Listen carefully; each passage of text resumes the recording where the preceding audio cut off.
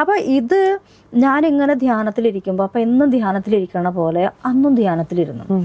ധ്യാനത്തിലിരിക്കുമ്പോൾ ഒരാധാരചക്രങ്ങളാണ് പറയണത്. അതായത് മൂലാധാരം, അത് എൻ്റെ വീടാണ് മൂലാധാരം.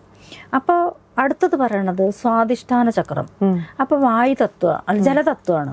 അപ്പൊ അത് എവിടേക്ക് എന്ന് ചോദിച്ചപ്പോ അതായത് കടൽക്കരയിലുള്ള സുബ്രഹ്മണ്യ ക്ഷേത്രം, ഇങ്ങനെയാണ് പറയുന്നത്. അങ്ങനെ ഓരോ തത്വങ്ങൾ പറഞ്ഞിട്ട് സഹസ്രാരം വരെ എന്നോട് ഓരോ ഇത് പറഞ്ഞു.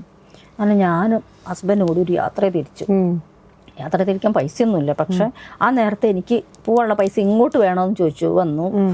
അപ്പൊ ലോണാണ്. അപ്പൊ ലോൺ എടുത്തിട്ട് യാത്ര തിരിച്ചു. അപ്പൊ അവസാനം ഋഷികേശിൽ പോയി ഇറങ്ങിയിട്ട് ഇനി ദൈവോട് ചോദിക്കും ഇനി അടുത്ത എവിടേക്ക് പോകണം.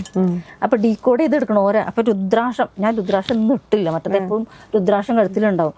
ഈ പാട്ട് ഇങ്ങനെ ആയ കാരണം കൊണ്ട്, റെക്കോർഡിംഗ് ഒക്കെ ഉള്ള കാരണം കൊണ്ട് ഞാൻ രുദ്രാക്ഷം ഇട്ടു. അപ്പൊ രുദ്രാക്ഷം എന്നാണ് കാണിച്ചത്. അത് രുദ്രപ്രയാഗിലേക്ക് എത്തി. രുദ്രാക്ഷം കണ്ടപ്പോൾ ഋഷികേശിന്ന് രുദ്രപ്രയാഗിലെത്തി. രുദ്രപ്രയാഗിൽ നിന്ന് ഇനി എവിടേക്ക് പോകണം ചോദിച്ചപ്പോൾ കേദാർനാഥ് പോകാൻ പറഞ്ഞു. അങ്ങനെ കേദാർനാഥ് പോയിട്ട് ആദ്യം രുദ്രാക്ഷം കിട്ടുന്നത് എനിക്ക് കേദാർനാഥ് എന്നാണ്.